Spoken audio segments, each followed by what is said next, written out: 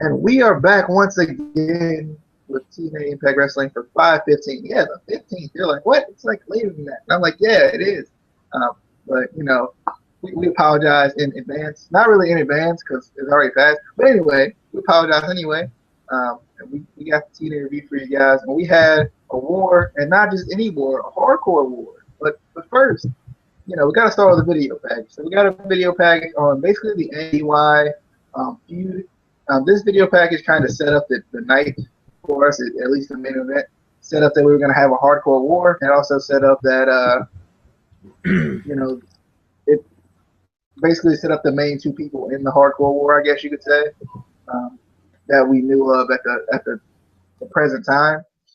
Any thoughts on the video package or the hardcore war that was about to come? Not really. It was just one of the TNA does opening video packages like this a lot, just to kind of build up the main event. So you kind of, even though they remind you every 20 minutes what's gonna happen, they want you to know. It was okay. All right. So next we got a Team Angle promo. And, guys, I apologize because my computer and technology and things just don't like me. So I may not be as specific as you with some of the stuff halfway through the show. But, technology, blame it on technology, 2015.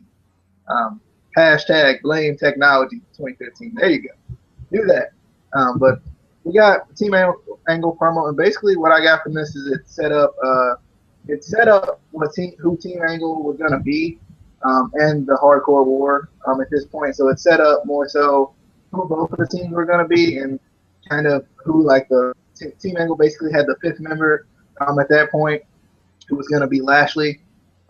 So his return was tonight. And then we had the team, basically BDC, team EY, basically EY and the rest of the BDC. So we had those two teams that were going to go at it in a hardcore war later. But the thing about it was that Team EY did not have a fifth member yet, so they had to find some people, which later on the show we'll continue to get to. Any thoughts on that Team Angle promo? It was a good promo. The only thing is one of the issues that I always have with promos like this. It basically, WWE does this a lot where they, one person will come out and then another person will come out and another person, and it just sets up the main event. And it's kind of not needed all the time, but this one was okay. It kind of built up, and it got the return of Lashley, so it was okay. It wasn't anything really spectacular, I didn't think. But I wasn't really too excited for the hardcore war to begin with, because I feel like TNA takes basically the same match, because we've had tons of matches like this and they just give it a different name. We've had this basic match so many times, where two people start out and then another one comes in, another one comes in, another one comes in. They just keep renaming this match, and it's kind of getting annoying now.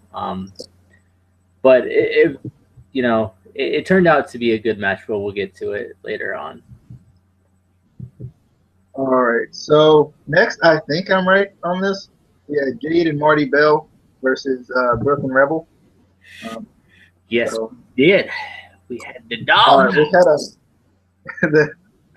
this is our house. Anyway, we had the Dollhouse and Brooklyn Rebel, so it was kind of cool to see Rebel back again. And I like the knockouts tag team matches, because I feel like at times you get just like singles matches or three-way matches. You don't really get the tag team matches with the knockout. So it was kind of cool to see, and I was interested to see Rebel and Brooke as a tag team. For some reason, I was really impressed by this match. I don't know why, but I just really liked it. I thought it showed how good Jade and Marty can be, and I really like that Rebel and Brooke did pretty good working together as well. It had some good I think the Dollhouse more so had some good tag team um, maneuvers in this match where they kind of showed that they are more of a team than Rebel and Book. Um, so I definitely like this match. This was probably one of my favorite matches of the night, to be honest. Any thoughts on the Dollhouse versus Brooke and Rebel? Yeah, the Dollhouse definitely, work well together as a tag team. I like that. Because a lot of like knockouts tag teams, it feels like they just throw them together and they don't have a lot of chemistry. But I feel like the Dollhouse feels like they have that chemistry that you need for a tag team. Um, I don't know if anyone else noticed, but I think the Dollhouse had new music this week, and I didn't like it. I liked the old one. It was creepier. I liked it. This one is just weird. But I thought this was a really fun knockouts match to watch. I don't say that much about knockouts matches, but this one was really fun for some reason. It was really good to see Rebel back after a while because it felt like Rebel and the Menagerie just kind of disappeared out of nowhere. Like it wasn't. It was so unexpected. They were there and then they were gone. Um, and the announcers did kind of mention them a little bit, saying they're back to the circus life or whatever.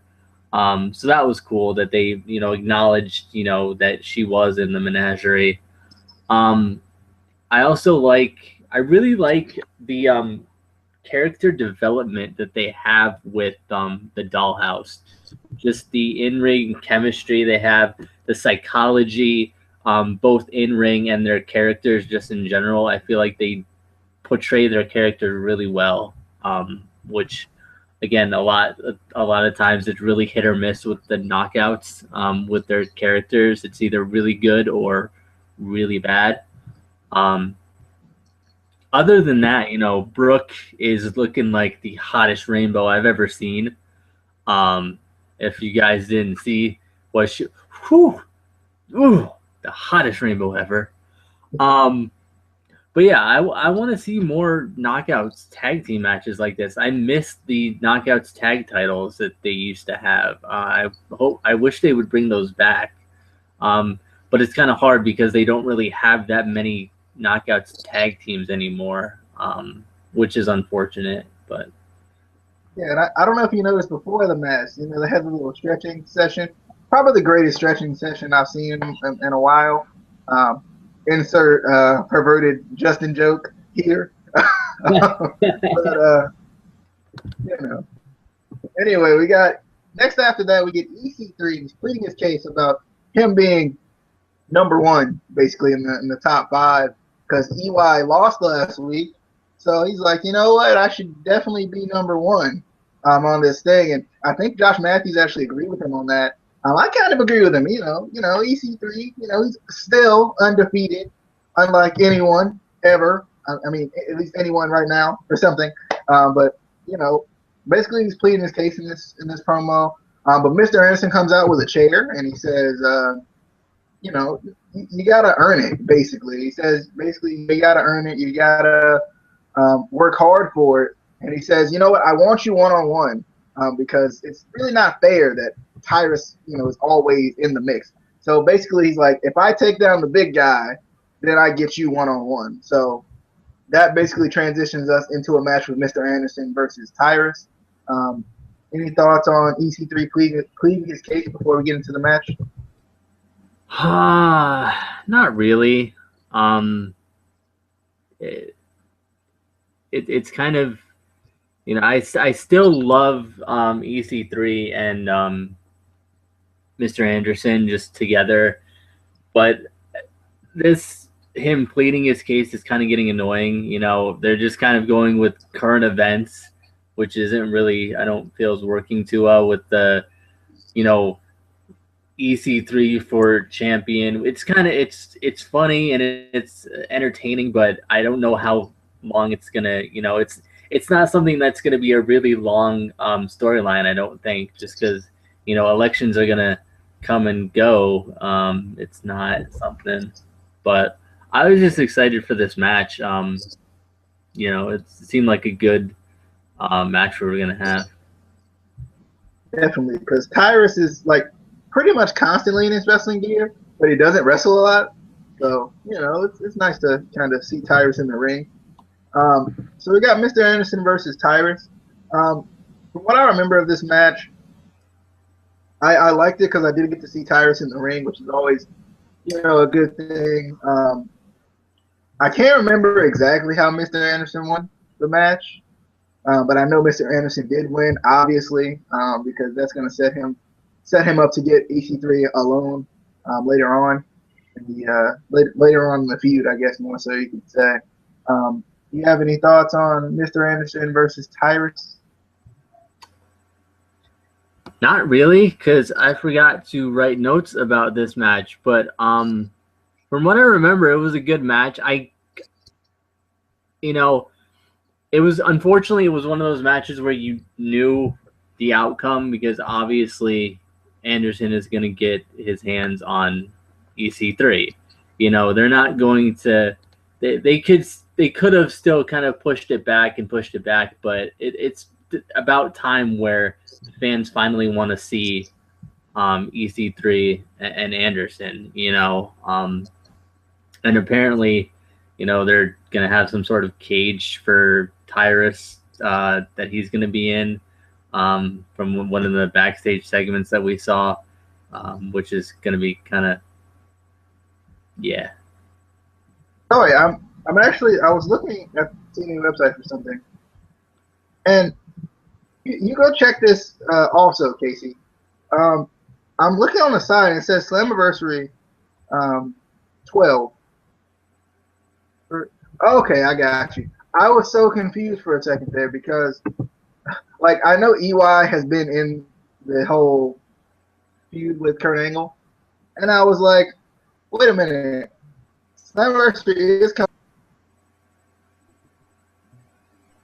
and they telling us last year when he had the title Fatal 4-Way thing because they're showing Slammiversary 12 on Destination America on Friday. I guess instead of a TNA show, I guess. I'm not sure. But anyway, back to the show. I just got a little confused there. We got Magnus versus Abyss. Magnus did come out and cut a promo about James Storm and how he doesn't like his family being involved in the ring, which has basically been kind of what's been going on with his past feud. But Abyss obviously sticking up for his dude, James Storm, his good old cowboy, James Storm. He comes out and basically challenges Magnus, and he says that he's not gonna stand for this. And I think this more so was a fight. This wasn't like a match, because there was no ref or anything. This seemed to be more of a fight than anything, which was cool. I liked that they didn't like bring a ref out because it was kind of like, I want James Storm, but I got to go through you first. But it's not really a match either. So I thought it was kind of cool that they kind of let this be a fight. They kind of let everything just kind of hang out. They had I can't remember what the show was called for Destination America, but the grill and everything from some sort of show from Destination America, and they used that, which was cool. I like to see, it's kind of mixed up the weapons a little bit that we see typically. So I kind of like that they use the different weapons. With the grill and the chair that was made out of, I don't know what it was, but that chair they were using and stuff like that. I like that. I like this match was kind of not necessarily a match, but a fight. I definitely like that. Any thoughts on Magnus and Abyss, the fight? I agree with what you're saying. I like that it was just kind of a fight, and I was kind of confused at first because I was like, wait, this is a fight and they're not breaking it up? They always break up fights every time. They never just give us a good fight. But I felt like it was kind of a cheap way to cross promote. I think it's Barbecue Pitmasters coming up in June that they have every year. But it was just kind of a cheap way to kind of incorporate that because you knew when you saw the grill out there that somehow that was going to be used as a weapon, in some match. But it was just cool. Obviously, it was kind of filler a little bit because it wasn't an official match. but it felt like they didn't have anything else to put there, so they put that, which was kind of cool. I liked it. It felt like it was a good, fight, kind of. Yeah, and then after this fight, we had the Revolution come out. I think even Manic had got involved during the match, and then Koya came out with the stick thing that he uses and basically killed Magnus with that stick. The thing is not a stick; that is a small tree. Small tree, but basically Koya just beat him down with that. That's basically what kind of got the Revolution on top. Magnus was fighting him off, and then the tree got him. But any thoughts on the post-fight attack? I guess technically still a fight, just with more people. Why you got to use a tree? Why? Why do you have to use a small tree? It just built up this feud between this feud that we still don't fully understand between James Storm and Magnus. But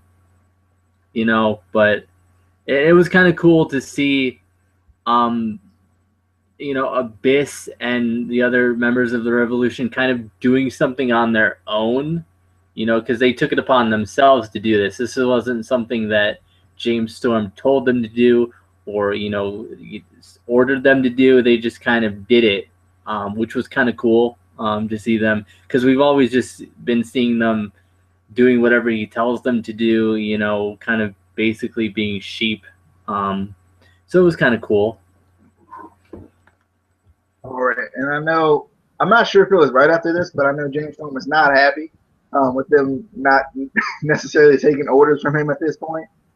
He was like, "Get out! Don't talk to me anymore."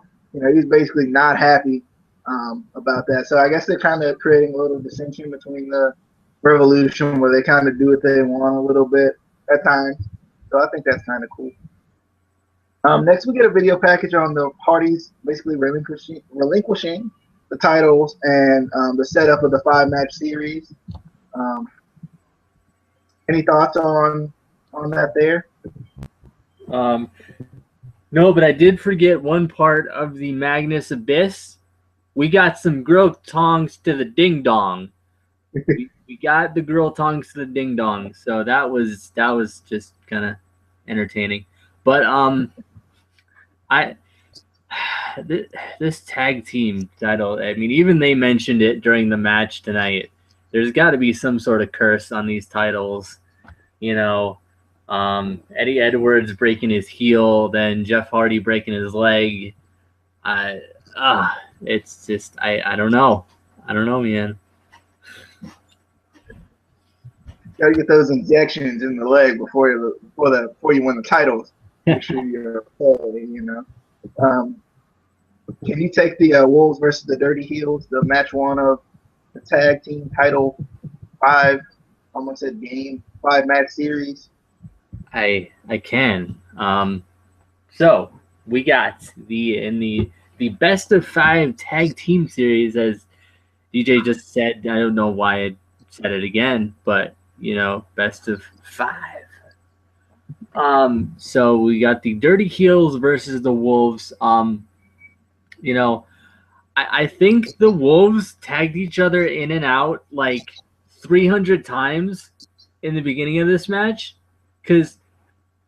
and it almost didn't make sense, because Eddie would tag Davey in, he would come in, he would do one move, tag Eddie back in, and it went back and forth there. I was like, are they doing this because he's not at 100%, or what is going on right now? And I almost couldn't watch this match because I was like, don't get hurt. We can't afford another team out. We can't, I was just waiting for somebody to get hurt because it's been happening so often. But only problem I had with this match, it was a really good match. I feel like anytime you put the Dirty Heels and the Wolves together, you're gonna get a good match no matter what.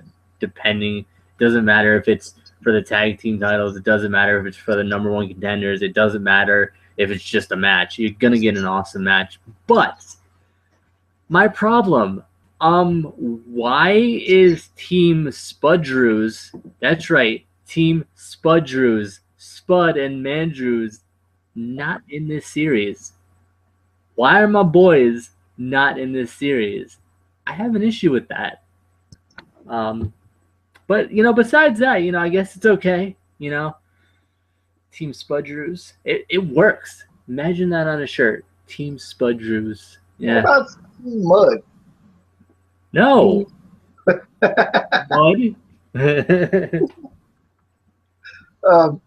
As far as this match goes, I like this match. I did feel like, not that it wasn't good. I felt like it just wasn't. There wasn't like a lot of like high flying stuff, so to speak. I feel like, like I feel like they were kind of nursing Eddie Edwards a little bit in this one because he didn't do any suicides or diving moves or anything like that. So I know Davey Richards did. I think maybe a suicide dive. I know Aries did one. So I think as this series continues to go on, it's just going to get more and more exciting and even better as it continues to go on. So next we got Taryn Terrell and her playtime with the fams, as I called it. She's playing with Gail Kim's family at this point, and she's got kind of a preview to show us. I kind of like that whole. Like I said, I didn't get everything like in order like I wanted to, but I know they had the little thing with the dollhouse in like this like playhouse type of a thing, kind of where they did the vignettes and everything. I like that, and I like that they were kind of like telling a story time and stuff like that. It kind of added to that kind of feature of the dollhouse. Do you have any thoughts on that? That like not the actual presentation, I guess you could say, but the like kind of before that. I can't get my words. I don't know what you're talking about, good sir. Before that, not the no, it was good. I really like what they're doing with the dollhouse. I feel like Taryn Terrell tonight was kind of not as good on the mic though. It felt a little painful listening to her on the mic tonight, but I like what they're doing. Obviously, it's another kind of promoting people to, because I think Robert Irvine has a show on Destination America too. So clearly, he's married to Gail Kim, so they're going to use that to kind of get people to, go, oh, let's go see what he's doing on his show. But it works. I don't necessarily like that they're doing like a family, thing, because WWE's done that so often where, they did that with the McMahons, they've done that with Austin, where it goes from, the business to their personal life. And now it's getting into Gail Kim's personal life, which is okay, but I don't think they need that for a good storyline necessarily. But again, it is to kind of promote more shows on Destination America, which I feel like is kind of going to be hurt TNA a little bit in the long run, having to always cross promote for Destination America. WWE doesn't have to, cross promote for USA Network all the time, or Sci-Fi or whatever. I just feel like it's going to hurt them in the long run, having to do that all the time. All right. So when we actually get to the presentation and such, Israel says, "This is our house, the doll house." She says, "I know I teased all of you with what I was going to wear for Gail's husband. I know how all of you love to be teased, don't you? The dollhouse creates fantasies, and this is all we'll ever be. we're more than just wrestlers. I am more than a knockout. I am creating something special. I had the most special time with the most special girls. We talked and laughed. They showed a picture of her with Gail's stepsisters, I think it was, at the thing they showed last week with the whole Robert Irvine thing they were playing off of last week as well. She says, but it's nothing like the time I'm going to have with her husband, Robert. Kind of shows her surprise. She twirls around a little bit. She does the Lana, basically. Twirls around a little bit, kind of shows it off as much as she can. She says, I will be wearing this. And what happens next? And Gail Kim comes out. She's not having that. And Gail says, that's enough. You and your girls want to make this personal. You want to bring my family into this. You want to bring Rock into this. Marty says, Gail, why are you interrupting our story time? You're such a buzzkill. Don't you want to play? Take a bite of my sucker. And I was like, Marty, I love you right now. Like, continue. Gail comes back and she says, Marty, you better shut up before I shove this sucker down your throat. Insert another perverted Justin joke here. And Gail continues. She says, you want to go down this road? Talking to Taryn now. Why don't you prove you're a better knockout than me in the ring? Taryn says, I think it's time that the whole world knows that Gail Kim is nothing compared to me. Even your husband knows that. Kim having that, she hits Terrell in the mouth immediately after she says that and takes out basically the entire dollhouse. Any thoughts on the reveal and the kind of reaction by Gail Kim and Taryn Terrell and Marty Bell, my girl, slowly turning into my girl at this point? She's already my girl. You know, Jade and Marty Bell are already my girls. Taryn, she's on the fence. But how do I get, like, can I schedule a play date in Dollhouse? Because I want to go play in the Dollhouse. It seems like a fun place. I feel like, you know, I want to hang out there, you know.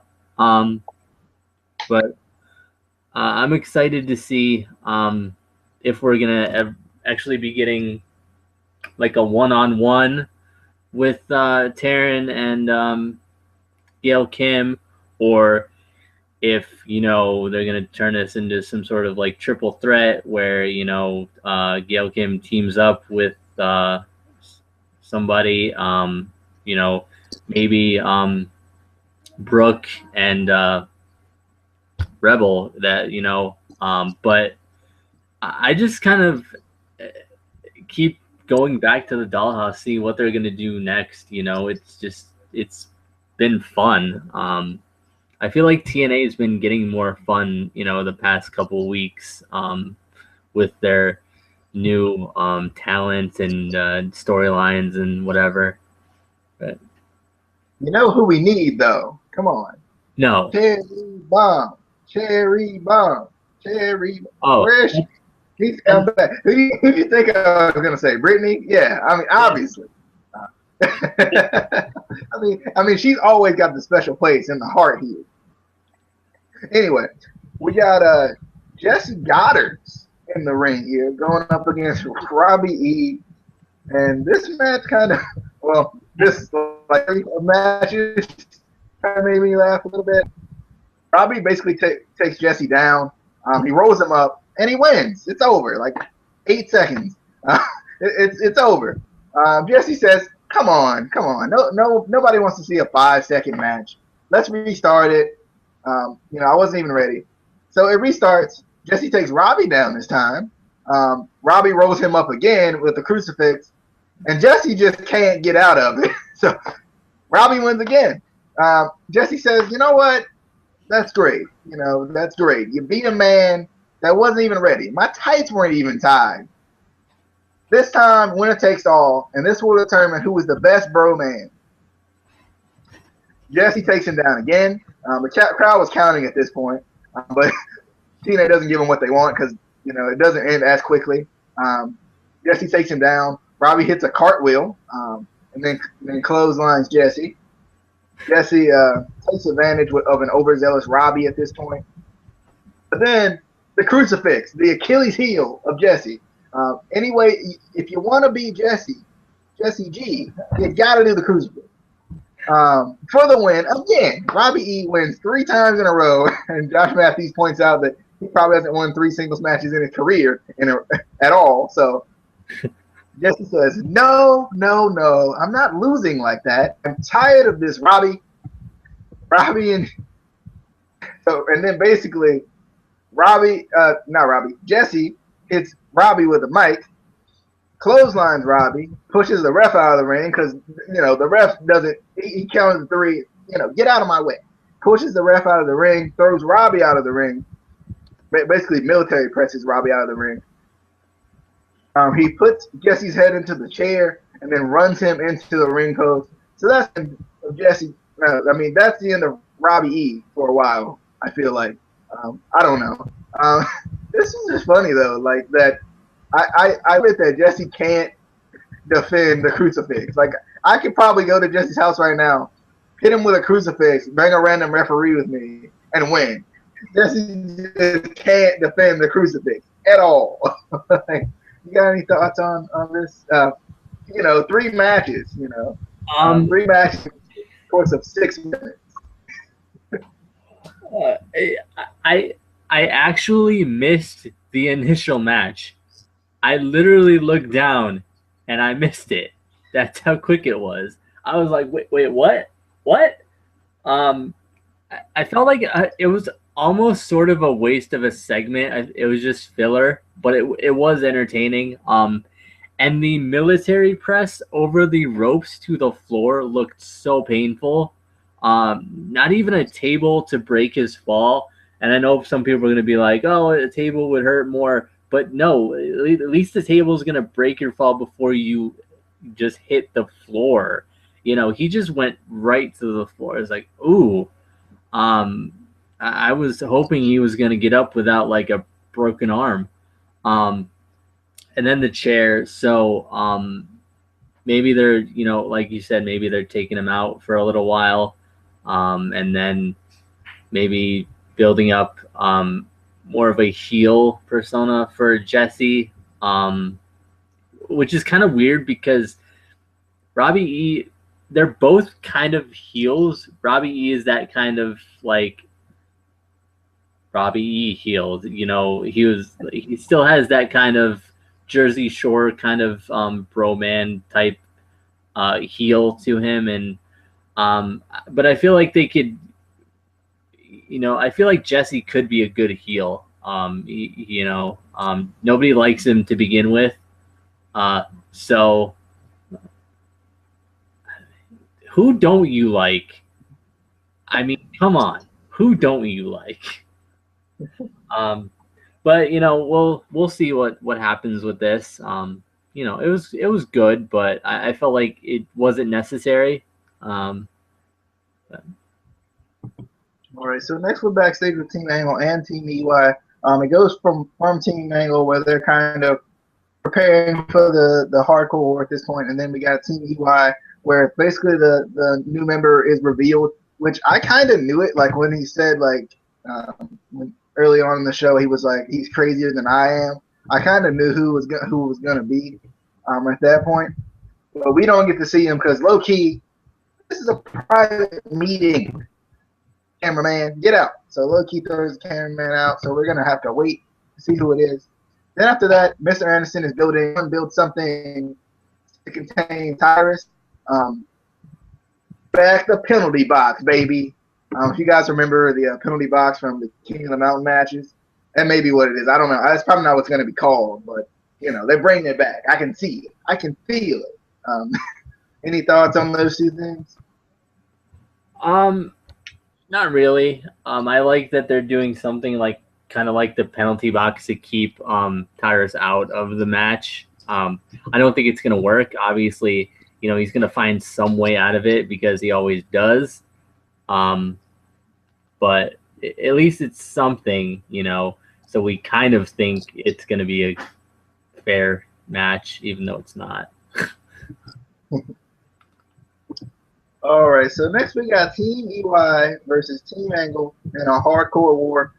For some reason, I don't know why, but I really like gauntlet like style matches with these tag teams for some reason. I like them better than the whole like 5-on-5 Survivor Series like type of tag team match. I don't. I guess the interval come in type of a thing that they do, I like a lot better than the just everybody just chilling on the apron type of a thing. So Galloway and Loki start with obviously the lead pipe on lead pipe type of a thing. They start with jousting, which was fun. I like that they were jousting. Loki basically pulls Galloway out, but Galloway with those freaking legs, that man's been doing the squats before this match. He pushes him and like almost pushes him like through the guardrail. That was such a hard like a leg push Galloway there. Kenny King comes in next. Hits the spinning roundhouse kick on Galloway, and basically that kind of gives the BDC the edge. Micah comes out to even the odds, looking like this big boss man with the police stick there. EY basically lays the steel when he comes in with the trash can lid. Surprised he didn't bring the chair though. He sets Micah in the corner with Luke Galloway, and I'm not Luke Galloway, goodness, Drew Galloway in the Tree of Woe. And then we got this like full Tower of Doom. I don't think I've seen one like that in a while where like someone was in the Tree of Woe. So I thought that was kind of cool. And I think, of course, low-key, the master of jumping from place to place, catches the worst of it. And he wasn't even in it. He was just down on the ground just there. Angle comes out, and he obviously Germans the entire world. I think I even called MVP and Melendez come in after the break, the commercial break. Bram is the last member of Team EY, so he's the surprise member. He obviously brings the aggression. Everyone brought a weapon, but when Lashley comes out, brings no weapon. So Swole does not even need a weapon. Just his body is a weapon. That's just how it is. So that's how it is. Like Lashley comes out, he catches EY with a spear. He dodges every move that Kenny King tries to throw at him and hits a huge power slam. Probably one of the best I've seen from him in recent weeks. MVP comes out with the kendo stick. Lashley thinks he's got the advantage, but he gets hit with a big boot.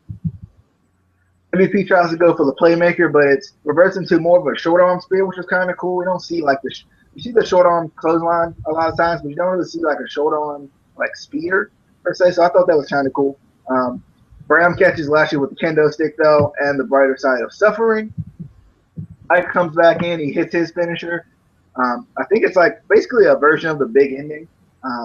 Kenny King hits his springboard over Castle, and then he's met with a running kick by Drew Galloway. Then Drew Galloway says, you know what? Screw it.